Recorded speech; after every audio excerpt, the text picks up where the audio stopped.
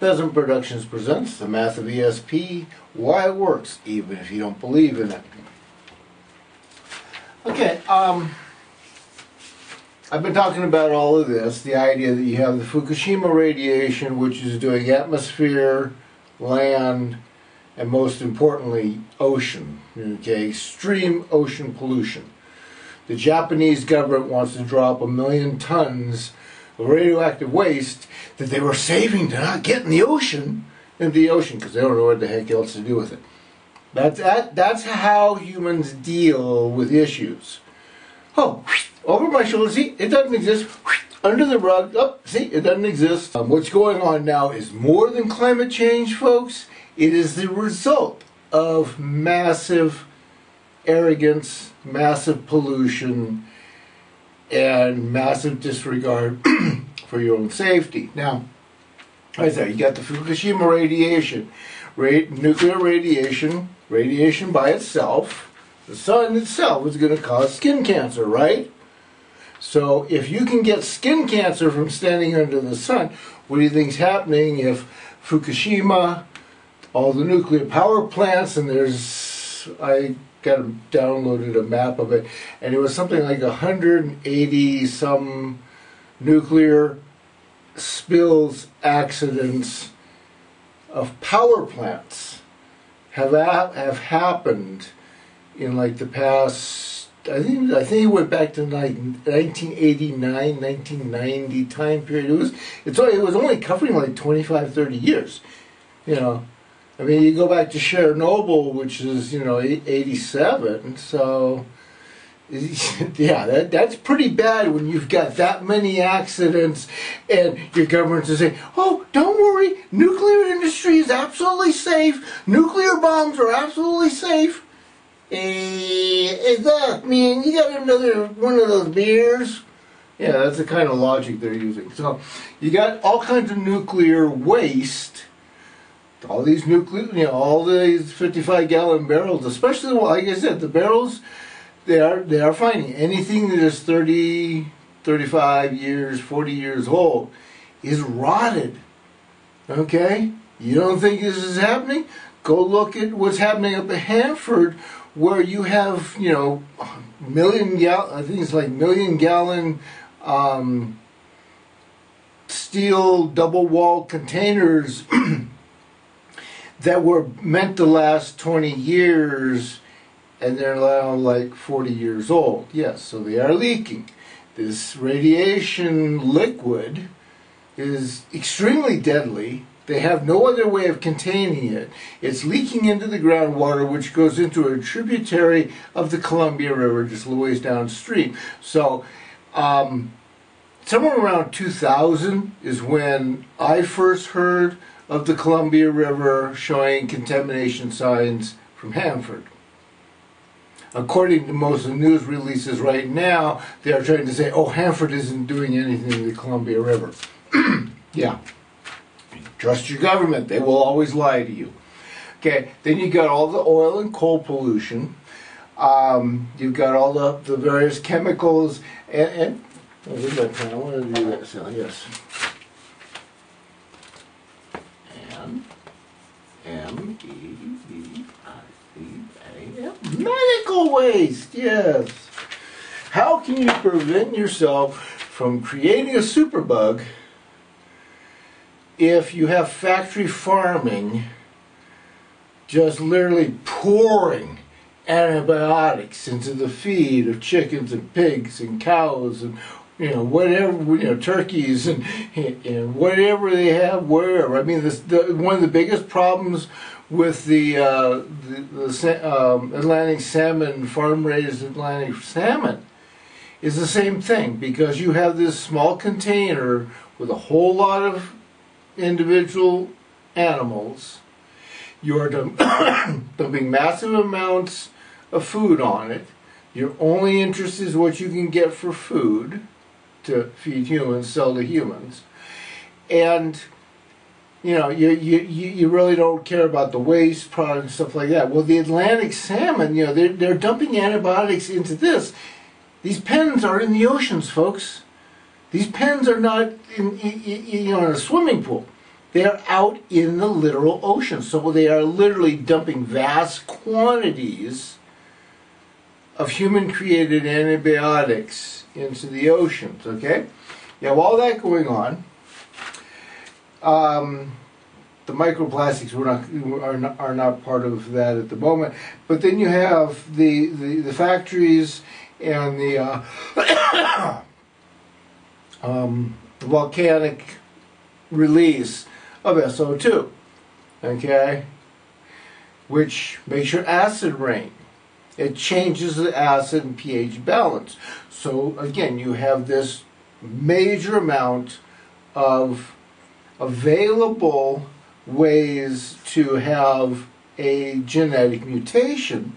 Then you have the GMO crowd out there with all of the seed, all of the plants, all of the animals, the flowers, you know, whatever they've messed with, entering into it and doing its damage to add another thing that causes some kind of a genetic problem. Now, like I said, stop and think about what's going to happen. Virus and bacteria get hit up by the mutation factors. Okay? Virus and bacteria travel by air. Okay? You cough, you sneeze, you're passing bacteria. You're passing viruses. You go into big crowds.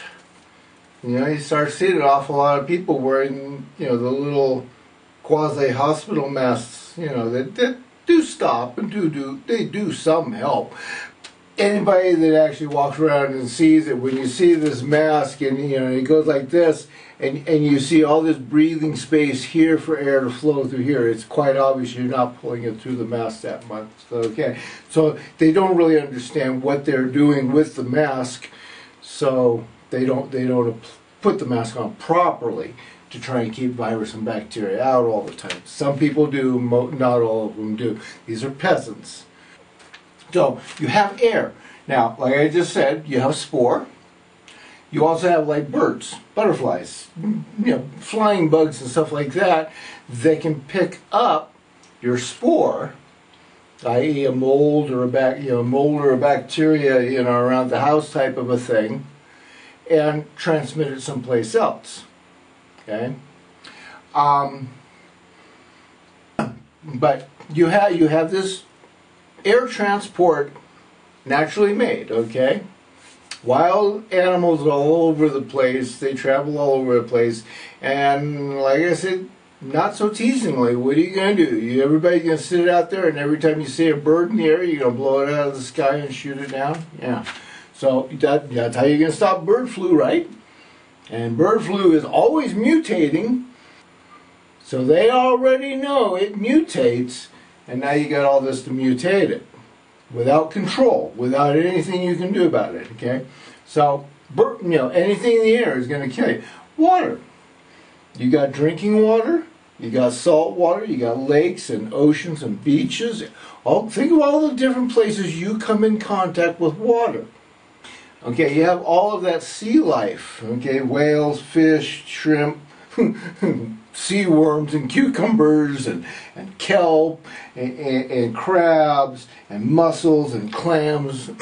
yeah, there's no end to that list of what can have something in it. How many people here have gone down and collected mussels at the beach and seen the sign warning? You know, it's this time of year, there's certain toxins, these mussels may not be fit to eat. All of a sudden you're now dealing with all of it. Could possibly have something they don't even know how to test for because it mutated into something else. Okay, so you have all that. Now, does the fish stay in one place? No. The fish, the salmon that leave the Columbia River or the western coast of the United States travel all around. I think it's almost a complete circle of the Pacific Ocean before they return back to go swimming back up the Columbia River some 2 years or so later to breed and then die. Okay. Now, whales make a yearly migration, North Pole to South Pole type of a thing. It's not 100% north to south, but I mean Arctic to Antarctic and Antarctic back to Arctic. Okay? You have all this stuff going on over here, and as you people are starting to realize, there's some mighty big storms going on, so they are creating new changes in the currents because the ocean temperatures as a whole, remember you got all these barrels at the bottom where you used to have cold, all of your glaciers and your Antarctics and stuff like that are melting, okay? I don't think that's on there, is it? No, I don't have that one on there. I gotta put that on there. You have all of that Arctic and Antarctic ice melting. You have all of these glaciers all around the world melting. The glaciers are fresh water, which means they could be bringing in freshwater virus and bacteria. Antarctic and Arctic ice, well, Antarctic more than Arctic, but Antarctic ice, there's an awful lot of ice there that hasn't seen light of day in 50,000 years. Okay, again, like I said, what are these viruses and bacteria going to do when they get hit by all this? Okay, in the Arctic, you have all of what is called the Arctic tundra, permafrost. That is all thawing, folks. The oil companies are up there tearing it to shreds to get into the sand underneath it because they want to extract oil, which is helping, of course, thaw everything out. And again, you have plant life that that is basically rotted, semi-rotted state, and you don't know what's in it because it's 10,000, 20,000 years old. So you're not going to know what kind of viruses are going to come out of it, okay? So you have all of these different things happening in water. Are you going to test every last glass of water you come near? Are you going to test the beach every time you come near it? Okay? Plants, of course, disease and food. You're always hearing about salmonella in eggs and packages of salad, spinach, melons, you name it, okay? It's all over. And it gets out there, and it gets fed to people, and when people start dropping over sick, somebody says, oh, wait, halt, something's wrong, okay? You don't have any warning before that. So then you got the land, and again, you're dealing with animals. You're going to go around and shoot every squirrel, bug, rat, wolf, you name it. Anything that walks or crawls across the land, you're going to shoot and kill it and get rid of it. Birds also happen to be land-based in a lot of cases, so you're going to have to shoot and kill every bird. Water-based, you have a lot of seabirds. The albatross almost never comes to land. You have many seabirds that travel from South America all the way up to the Arctic Circle. And the same goes across Africa and Europe and Asia. Okay, so you have all of these ways that things travel every day that are wild animals. And as you can see down here, I put humans. Well, you travel. We've had several cases now of airplane travelers bringing something back and things getting spread around 5 or 6 countries before anybody clues in what's going on. Humans have pets. Pets go out, they do their thing, they come back, and where's my little comment thing? Animals, wild or pet or herds, will they tell you what's infected them? Yeah. Think about that. Hey, Dad! This little cut on my side of my little leg over here. I'm only your dog, but this cut here, I got it way over on the far side of the junkyard. And I don't know what I was in. I was rolling in garbage. You're not going to know anything other than just clean it up and put a little bandage on it. You don't know what's in it, right? Okay, so you got all that, and you got the mystery guest, and then of course you're dumping out trash every day. So again, you're just continuing to feed this whole long problem. So. So I say, you got an awful lot of issues. You got no answers. Occupy ISS.